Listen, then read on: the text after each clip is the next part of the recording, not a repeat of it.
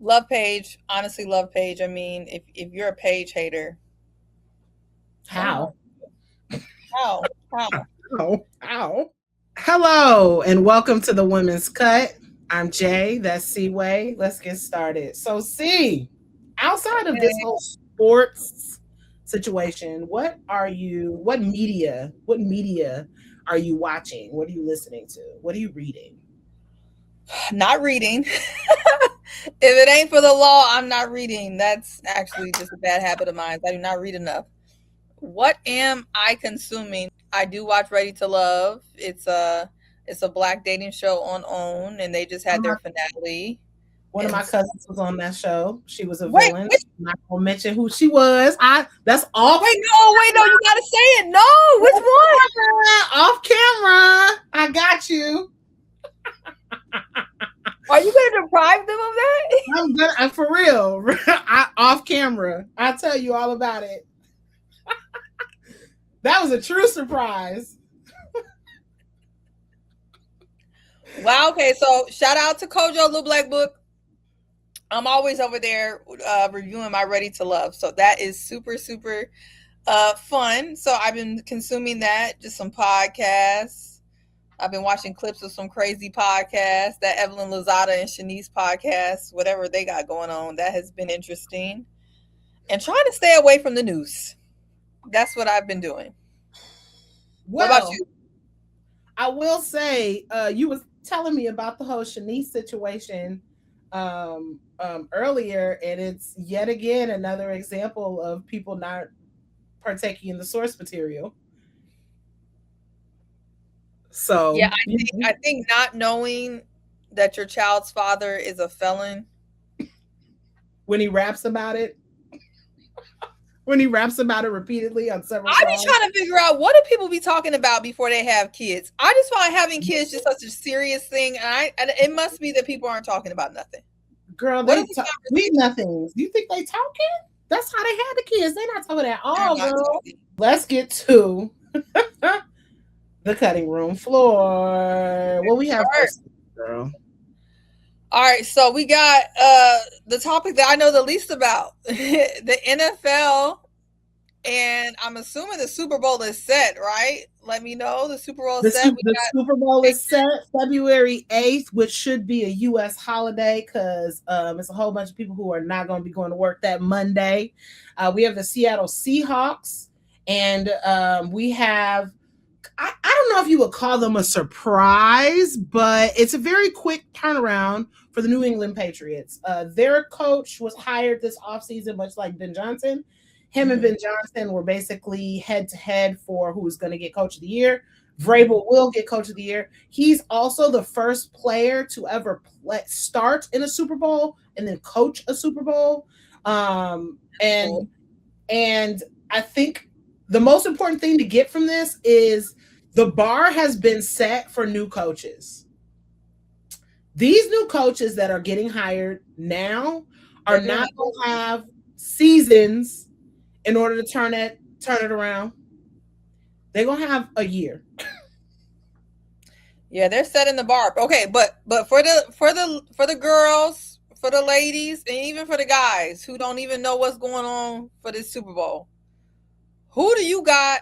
What should we be looking out for? What do you think people who do not know about these teams? Because after the Bears got up and they weren't down no more, I stopped paying attention. So you let me know, what should we expect for this Super Bowl? Because I don't know. Okay. The storylines are the quarterback for the Seattle Seahawks, Darnold. He was drafted at the same draft class with Lamar Jackson. He was drafted in the same draft class as Josh Allen. And he is the first in his draft class to make it to a Super Bowl. So that is a Okay. major storyline that people are talking about. So that kind of solidifies our coaching is extremely important. You can't just have talent. You have to have coaching. You have to have a good GM to build around them. This will be a defensive game. I'll be very surprised if with these two defenses it's 30-47 like it So has low been. scoring game, you think? Low scoring game? I'm going with a low scoring game. I'm personally a fan of defense. Some people might find that boring. I don't. I think it'll be a low scoring game, and it's going to be based on if Sam Darnold makes mistakes. If he makes mistakes, he loves to throw a pick. He loves to throw an interception. And people who know, and if you know, you know, the last Super Bowl that Seattle and New England were in, it ended on an interception of Russell Wilson when they should have let Beast Mode run the ball in. So we'll see if history repeats itself. I'm picking the Seahawks, Okay. but as I mentioned before, I don't know why the New England Patriots are God's favorite team. So we'll see when we see. We'll see Okay. when we see. They just know how to win over there. Well, you know what? I'm picking Bad Bunny, and I'm just glad that that orange man will not be there. So that's who I got, and I'll be watching and looking forward to Bad Bunny. And yeah, so on to the sport that Venus and Serena made. All right, let's talk about tennis in this Australian Open. At this point, I mean, we still got some people in there. We still got our girl Taylor Townsend in the doubles, but I want to talk about the fact that Coco is out. Coco lost, and all the headlines are still about our girl. She can't Mm-hmm. break a racket in peace. Why are you guys in her business? Why are we so obsessed with the melanin? I need to understand. What are your thoughts? Is Coco allowed to break her racket in peace? It's her racket. It ain't your racket. Here's the thing. Here's the thing. They allow everybody else to be angry but us. That's it. That's all. Everybody can be angry but us. We're the narrative. We are the narrative. She didn't crash out on the court like the rest of them. She didn't yell at the umpire. She didn't refuse to shake a hand. She didn't say, "Oh, I'm sad that you lost." She didn't even in the post game say, only reason my opponent won is because I lost." She didn't even do all of that. All she did was have a minor crash out in an extremely competitive sport where you are your only teammate. Your brain is your only teammate. Your body is your only teammate. I think that she should have been given a little bit of leeway, and I don't think this should even be a story at all. Yeah, they got to make their money somehow. We got to get our clicks somehow. First of all, Coco is the epitome of class. And she even said that she didn't want to take that anger out on her staff and people who, her team and her coaches and folks who she knows who doesn't deserve it. So she took a moment to be human. And I don't know why they think that, black women are not allowed to show emotion. It's been multiple times that Coco and Naomi have been at the receiving end of microaggressions and aggressive behavior from the people that they're playing against. Sabalenka did it one time, this lady against Naomi another time. I mean, it just gets to a point. I personally feel like, as a person who's also covered sports and women's sports, there's a certain place in the back where I feel like athletes are allowed to kind of decompress a little bit. And I don't think you should be taking pictures in the tunnel, videos in the tunnel. I feel like it's the tunnel in the back area should be sacred. Yeah. Unless they know they're doing a tunnel walk, tunnel fit, like they have an expectation of that.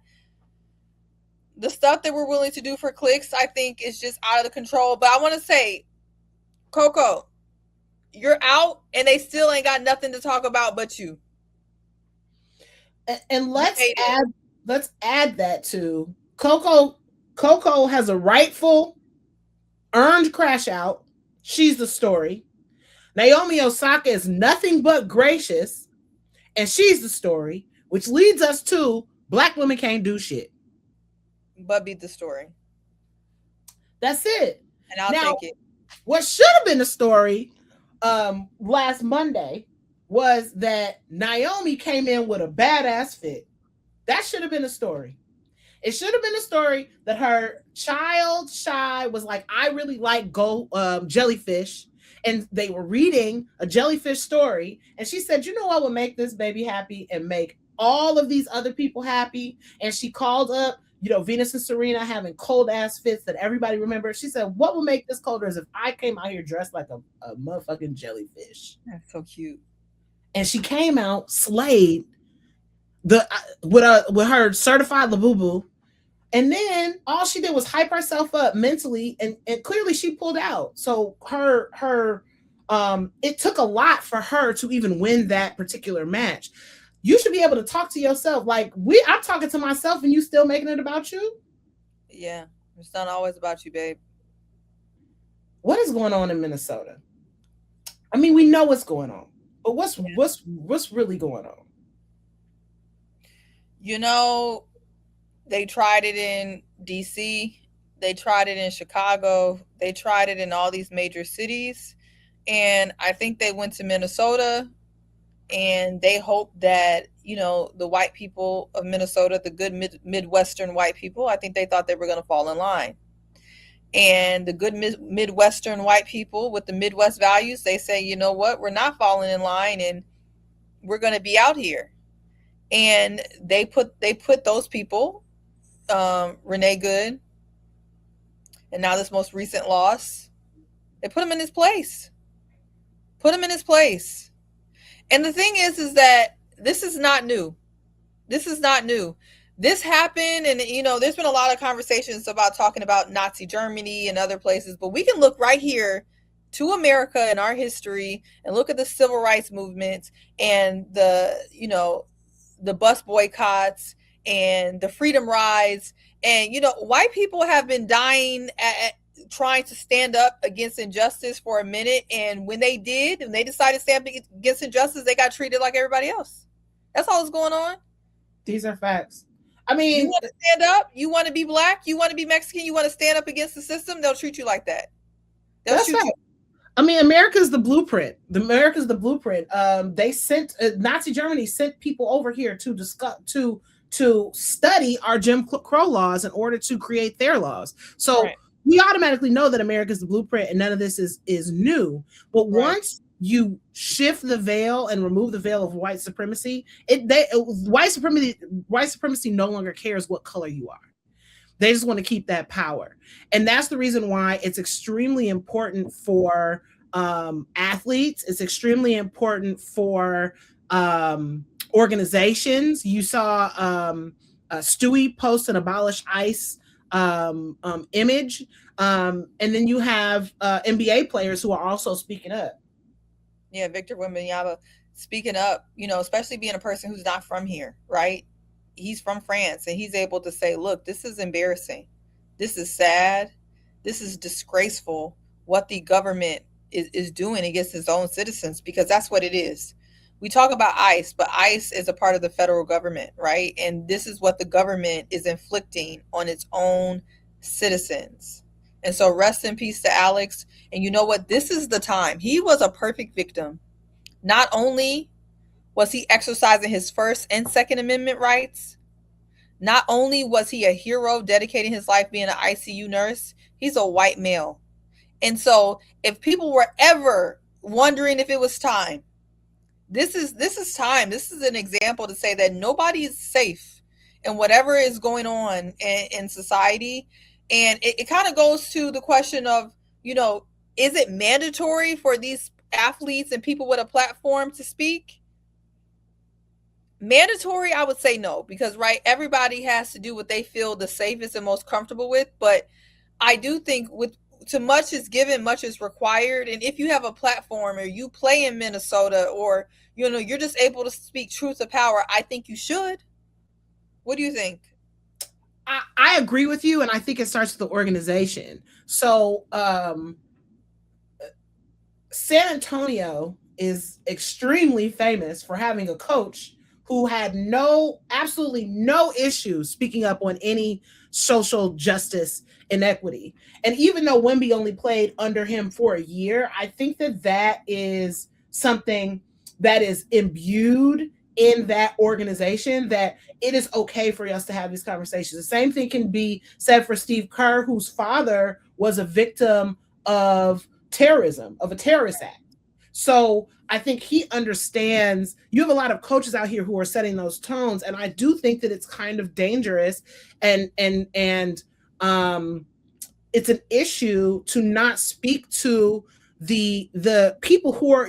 You're a sport, and sport is for escape. Right. sport is supposed to be supportive. It's supposed to be something for the fans. It's not, it's turned into this capitalistic enterprise. But ultimately, sports are supposed to be for the fans. Period. Point blank, period. And if you are in a Minnesota Timberwolves jersey, if you're in a Minnesota Vikings jersey, and you're seeing the things that are happening to the people who support you, to your fans, you have to speak up. Yeah, I think so. But it can't always be about money. You got to stand for something. You got to stand for something. And I It do can't hope always be that about what? It can't you always be about what? money. Um, It always is. It seems to be. hmm, But also we have to think about the fact that statistically, the people who are playing WNBA, NBA, a lot of these people are African Americans, men and women who already bear the brunt of so much already. And so, a lot. I'm very cautious to say what Black people need to do because I'll be telling we ain't got to do a got dog thing at this point, right? But I do think the organizations and you should, if you have a platform, you should speak. Shout out to Tyrese Halliburton. Uh, Shout out to Wimby. Shout out to Stewie. All the people that I've seen, speak out. I think it's just so important because if this nation falls from within, there will be no NBA, and there will be no people in the stands to go to the games. They won't have anything, and that's kind of where we're moving. How can you yeah, be making millions of dollars and the average people can't eat? They can't go to the grocery store. They can't buy gas. yeah. I Anyway, mean, speaking of that, that kind of moves us right into leading ladies. And my leading lady this week is Paige Buckets. Um, Not only a NCAA championship winner, not only a WNBA Rookie of the Year, not only one of the best of one of the coldest NCAA recruiting classes of all time, but she recently won the $50,000 challenge in Unrivaled.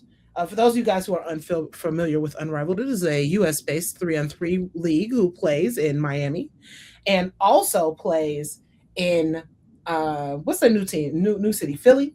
feeling this Also, Friday. also games this Friday in Philly. Also playing this games this Friday in Philly. What I respect the most about what Paige did was she took $50,000. This is somebody from the WNBA. This is somebody who they don't make as much money as the NBA. Even though I'm not about to pocket watch because Paige does. She got NIL. She got all of that stuff, but she still took that $50,000 and pledged it to her hometown in Minnesota for immigrants to be able to eat a matching donation. So she didn't just give $50,000. She asked people who have it to also give to match that $50,000 so that $100,000 can go towards feeding immigrant families who literally cannot leave their homes because they think that somebody in their family might be deported. And it's not necessarily because they're illegal. A lot of people in Minnesota have legal status, but we have learned that legal status and whether or not you're a citizen does not matter to U.S. Border Patrol or ICE officials. So I would just like to give my flowers to Paige this week for standing up for what is right, which is immigrants. And she always been a champion of Black women. Love her for that. So that is my leading lady. Love Paige. Honestly, love Paige. I mean, if you're a Paige hater, something How? wrong. How? How? How? Yeah, how do we do that? Well, there's a theme because my leading lady is also someone that gives back. And gives back in more ways than one. My leading lady is a two-time WNBA champion, three-time WNBA MVP, Lisa Leslie, and her accolades goes on and on and on and on. But the reason why she's my leading lady is because we all saw her last season in the lab with Angel, right? And this season, Angel is doing her own thing this off season as she can, as she should. And she's still in the lab putting in work with Dominique Malunga. Like, honestly, the fact that she is so willing to give of herself, of her talents, of her knowledge, she's my leading lady. You see so many people who have her accolades who are like, look, I don't have time to give back to the generation behind me. I don't have time to pass on my knowledge. And she's in Unrivaled, right? Commentating and doing her thing, but she's also, when she doesn't have to be, she's taking the time to be mentoring the next generation. I just love that. It shows a type of love for the game that, you know, that has to be in your heart. And I just love her willingness to pass on everything that she's learned, all of her accolades, her talents to the folks coming behind. I just think that's amazing. I just think that's amazing. But you know what? Somebody's getting chopped. Who getting cut up, girl? Who getting cut up? Right, because we being positive and somebody's getting chopped. And that's the WNBA. Oh no. Oh no. Why? The WNBA is getting chopped for having all the audacity in the world, the mitigated all, for having the cojones, if you will, to decide to release the WNBA schedule, and we ain't got no god dog CBA. And you know what? I thought I was being punked. At first, I got the media alert from the Sky. The schedule is out. I'm like, oh, maybe it's just the Sky doing this. But I'm like, that's really not how scheduling works. You got to coordinate with other teams. And then one by one, I see all the teams dropping their schedules. And I go to the WNBPA, you know, Instagram and website. I'm trying to see, do we got a CBA? No. I go to Nafisa Stewie. They ain't said nothing. I know we're not dropping schedules with no CBA. And so I'm going to have to chop them up for this.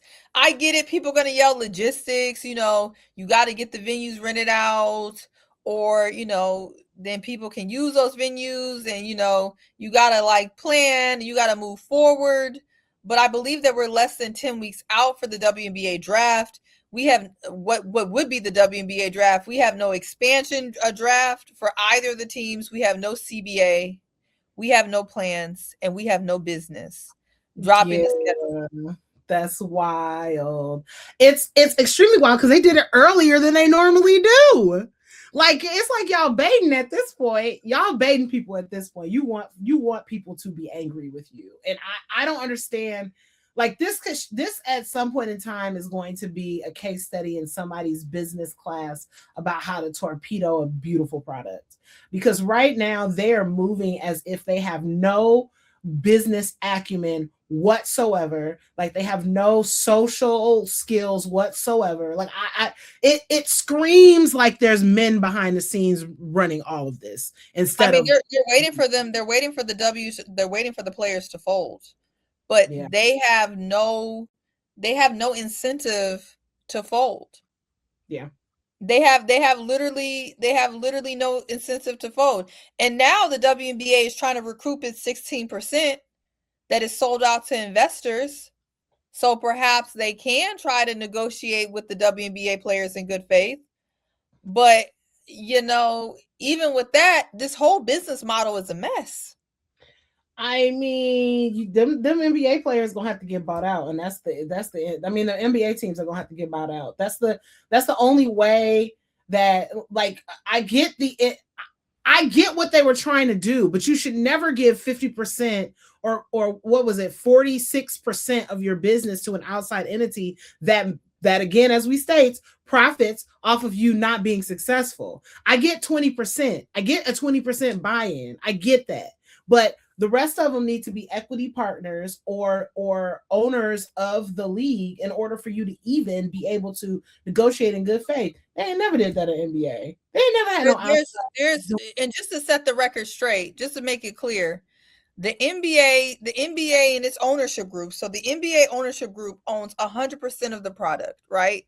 And so that is the way, because the NBA's owners own 100% of the product, that is the way the players are able to get 50% of the BRI. right? The basketball, I think, related income, whatever, y'all got it, right? They're able to get 50% because the NBA owns the whole thing. And so Well, when you own your own party, you own your house outright. You able to actually break off the people you need to break off, which would be the product, the players, right? And so the players are able to get that 50%. In the W side, you got 42% now to the NBA, 42% to the WNBA's owners, which again, like I said, the NBA owners own everything, the whole pot. In the W side, it's only 42%, and then 16% to this investment group. yeah. So And even if you do buy back that investment group, like you said, the NBA has to get the hell out of Dodge if it's gonna make sense. They're acting like they don't know what they got to do to make this work. Them 60% need to go. The here's 42% the other needs to part. go. Here's the other part. I feel like people don't understand how investments work. And when you invest, let me speak direct to the camera. When you invest in a product, the investors get paid first.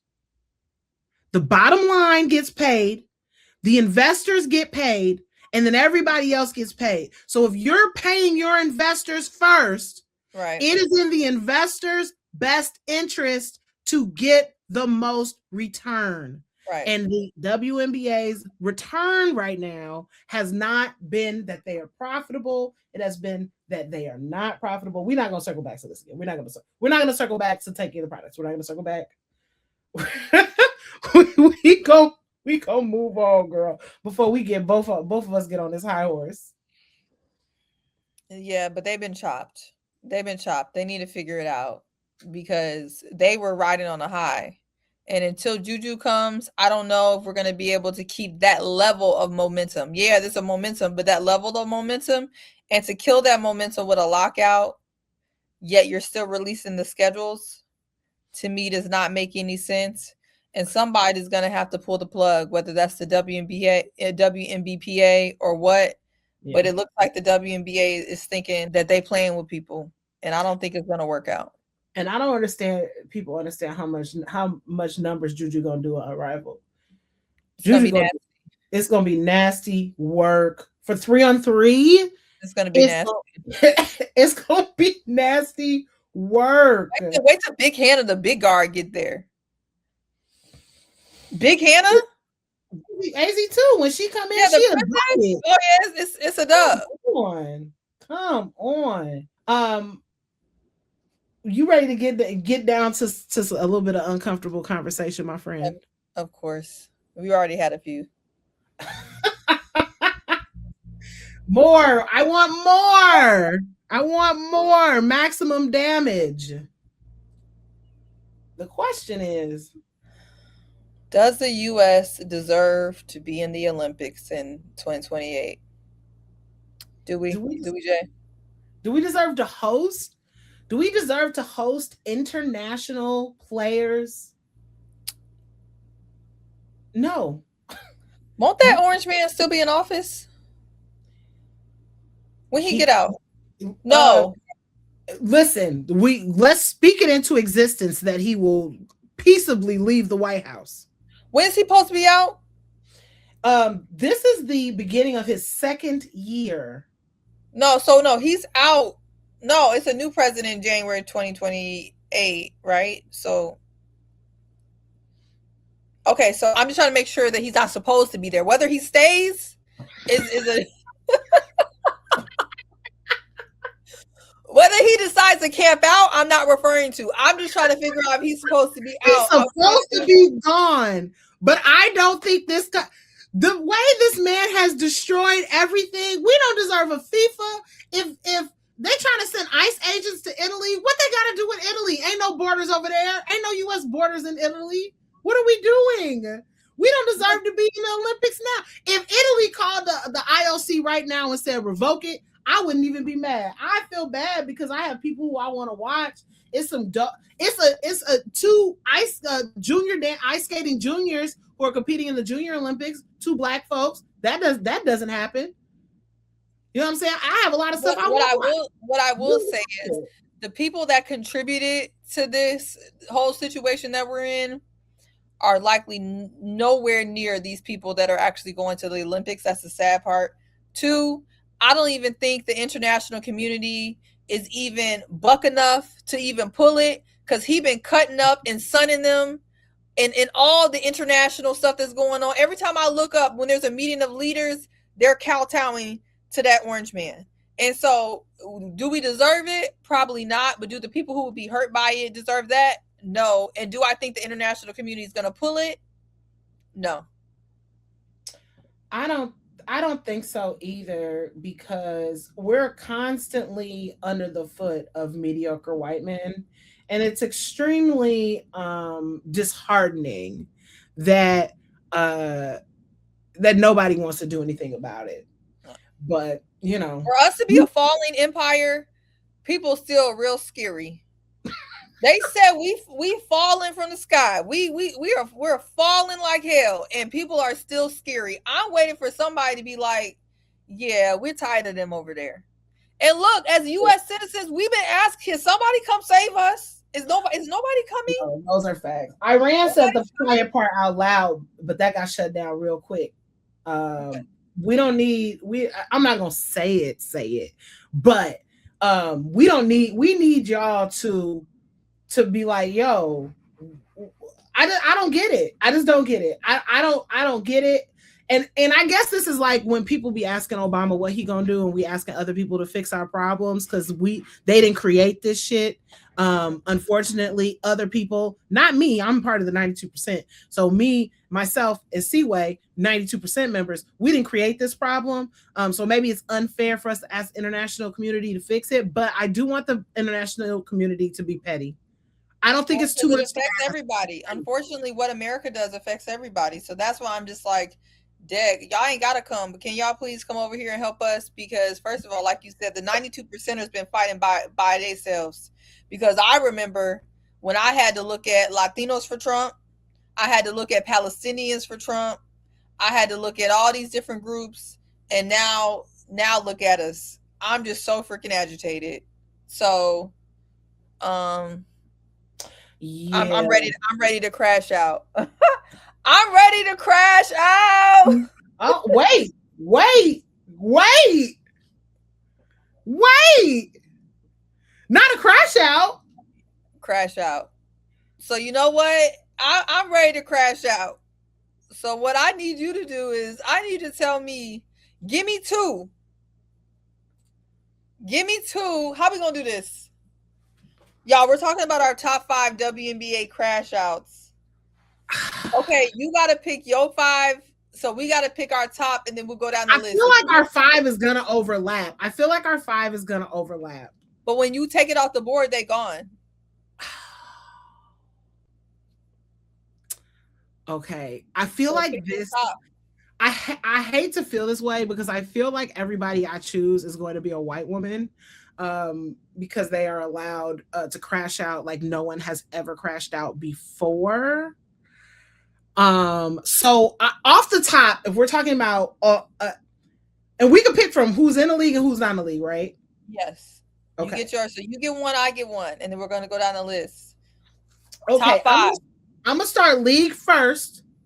I That has to already be your told top you. crash out, though. That's your best one. I'm letting you go first. Oh, okay. Then I gotta go with Dana Taurasi. I gotta go with Dana Taurasi. Number one all time crash out, Dana Taurasi. Dana Taurasi, who texted Sue Bird from the locker room after getting teched up in a game. Dana Taurasi, who the door that she punched a wall in or kicked through, made an appearance at the Chicago Lord Jesus, the Chicago Sky 2021 championship parade. I am going to take Dana Taurasi, the queen of crash outs. That's a good one for your top one. My top one is going to have to be Skylar Diggins. And let me tell you why. She's my favorite crash out on and off the court. Number one, I like Skylar because if you're on Skylar's team, don't be coming with that weak stuff in the locker room. If you're not trying to win, get the F off her team. If you're not trying to play with full energy up and down the court, get the F off her team. Not only is Skylar will let the other team know, she'll let her own teammates know. Cause Skylar, Big Mama walk them down. Do not be playing, whether on her squad or not on her squad. And it's just like, if she crashed out, like you already know it was well deserved. It was well deserved. And I love Skylar. I don't care what they say. If you're not matching her competitiveness, if you're not matching her fire, her energy, and you can't handle the truth, then get the hell on. So Skylar is my favorite because she gives us on court moments, and we know she plays with all the heart, all the passion, all the fire. Skylar is my favorite, hands down. I really like that's a Number good four. choice. That's a good choice. I'm gonna go with my favorite current crash out, which is Marina Mabry, who I don't know if it is the fine that Unrivaled put on her, or if she watched that video of her crashing out against Courtney. And Courtney, honestly, she well, I ain't even do nothing. I ain't even do nothing. What I do? Marina will crash out on anybody, and she sees red. She be fighting her teammates when they try to pull her away. She be fighting everybody on the court. Now, given she not about to throw a 1-2, she not about to throw a 1-2, but she gonna give you a good push, and she gonna talk that shit to you and make you want to do a little bit of something. Marina Mabry with the crash out jar is gonna be my number two choice. Okay. I think my number two is gonna have to go with Alyssa Thomas. I'm going with AT because she's the type of she's that like Crash out. quiet crash out. Like she be talking like so much trash, and you can like if you ever sit close enough on WB, AT be talking so much trash, it'd be unprovoked sometimes. I'm like, dang, what did they even do to you? And then after the game, she is like literally the sweetest, most soft spoken person I think I've ever met. AT, everyone knows who AT's legit my favorite player in the W. I love AT.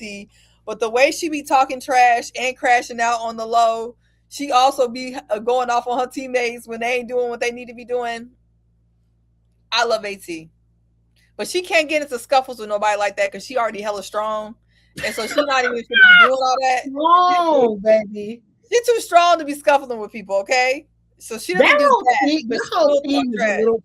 That whole team plays angry. That whole team plays angry, and I appreciate that. I like a little toughness. Um, I like a little toughness. I'm gonna go. You know what? I'm gonna go with curveball. Let me go with my number three, my curveball. Caitlin Clark. Oh, that's a good one. She I be don't even crashing know if out I on need the to. refs. I And don't then think I, don't think I you need to gotta go with explain it. it. That's a good one. I don't think I need to explain it. Homegirl be throwing clipboards on the side while she's injured. All I'm saying is, she's another Barbara Knight. She's another Barbara Knight. She's a certified 100% crash out. And nobody checks her for it. But that now I might get the comments. Nobody checks her for it, but 100%. I'm gonna go number three, Caitlin Clark. Okay, well, since let's stay on the Indiana Fever. My number three, it has to be Sophie Cunningham, aka our MAGA Barbie. Uh, Back to back. We going yeah, back to back. it got to be Sophie. And let me say why MAGA Barbie really does that. Every after she put what she do after she pulled that Draymond in that Connecticut game, and then if you knock her down, she finna get right back up. That was the craziest game I ever seen in my life. Low key, I don't think I'll ever see a game like that again. And it got to go to Sophie. I got to be fair. Sophie, my number three. Who's your That's number fair. four? Um, uh, since we're talking about crash outs who are like, what did I do? Bria, give me Bria Hartley. What did I, Queen of? What did I do? I didn't even do anything. I didn't pull her hair on purpose. That wasn't on purpose. Honestly, Bria Hartley must be stopped. I can't even call that a crash. What she did all last season was straight menace behavior. I can we even call that a crash out? Are you not crashing out in games if you If just she fighting? pulled the ponytail, You fighting. At this point, you're fighting. So I feel like a crash out is someone who is willing to fight. And if that girl, she was willing to fight, baby girl was willing to fight. yeah, Who's your number yeah. four? My number four is going to be Kennedy Carter, and I just say, you know what? Look, I ain't been in the locker room. I don't know what's all going on, but I want Kennedy back in my league. I say my league like I'm playing in it. I want Kennedy. I want Kennedy back in the league. I don't know what's going on, Is I but mean, Kennedy it has to be. Carter basketball is what we want to see. WNBA don't have no collusion rules. I feel like because it has to be collusion because there's absolutely no way it's collusion and racism because there's no way any other player that gives you the buckets that Kennedy gives you and gives you the defense that Kennedy gives you. The amount of blocks she has as like what is she 5'8"? What as a short guard? Yeah, She's cold, and there's no reason why she shouldn't still be in the league. one of the best basketball players I've ever seen. And so, as is everything, there's so many politics that it is, in this league. Um, a lot of the times, if I think it was just on court stuff, it probably wouldn't be an issue. But Yeah, there's so many politics behind the scenes that people are not gonna fully share for whatever their reasons are. Um, yeah, and I just hope it all gets cleared up because I mean the fight that she shows in the game is just I mean, if you like basketball, you gotta love it. absolutely. I agree with you. I agree with you. So I guess it's my time for my last. I'm gonna keep on the vein of crash outs, who I consider crash outs, um, which is Aaliyah Throw Them Bows Boston. Um, baby girl, No, Brittany the Griner got her accidentally got her in her whole face and unraveled. whole face. You want to know why? Because she be throwing them bows every game. She Every no, she's game. been in her best behavior and unrivaled though. That's But because I they know guess she's been on her best behavior and unrivaled. But she don't have negative influences on Unrivaled, sis. Her and see how happy Kelsey been looking? They look so jovial. They look so jovial. They just all they do is hoop, work out, work on their skills and do TikToks and then chill with each other all day. it's Like a it happy. seems like a very happy environment. So of course she's gonna have to be on her best behavior because they are gonna check it there. You gotta go back and work out in this exact same workout room and be Yeah, in the you exact can't do. same, Yeah, you you, can't. you, you can't do it. But throw them bows Boston during the WNBA season, she be laying people out, bloody noses. What did I do? I know. What did I do? Okay, so I have one that people gonna think I'm gonna say like Kelsey Plum. Well, I got one that people don't talk about, and my number five goes to Nas Hillman, and I'm gonna tell you why it goes to Nas. Nas, stay ready. If somebody get Alicia Gray, if somebody do something to Ryan, she be on ready. She be on ready, and this is from the season. I'm not talking about Unrivaled. When I tell you Nas is always everywhere she needs to be, Now she Mastercard, sis? she be right there. Is that If it's a Mastercard or problem, Nas Visa? don't start nothing with nobody. She doesn't start nothing with nobody, but she'll be right there. Kelsey Plum got to be an honorable mention. I left her out of here simply because she is a crash out, but she's the funniest crash out. Like Yeah, she don't be crashing out for real. she only does it for a strategic advantage. Like she thinks about it. The rest of them be losing it. Kelsey Yeah. Plum has never actually lost it. She just is so strategic that people think it's a crash out. And that's why I can't really put like Court on there and other people because Court is never mad. Like No. when she's talking trash or like it's just the game. She's not like even that whole Marina Court thing. Court wasn't mad. She was like, I'm good. She's not, it's not a crash out. No, yeah, it's just chatting. They're just chit chatting.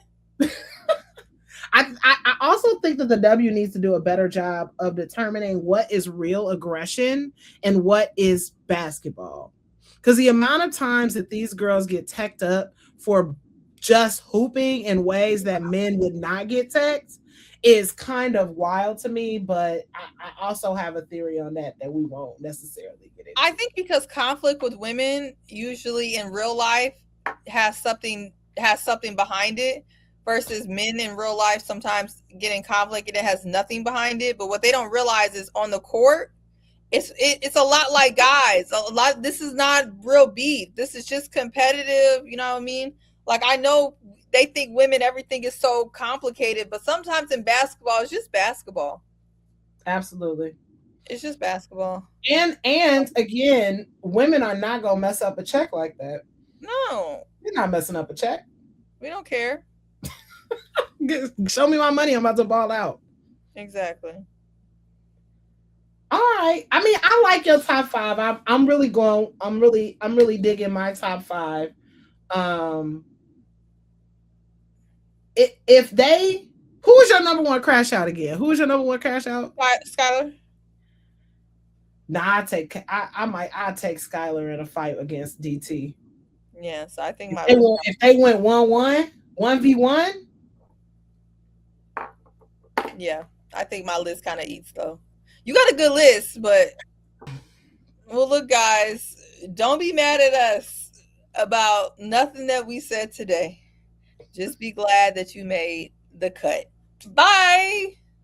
It's been a Chicago Clubhouse Network production.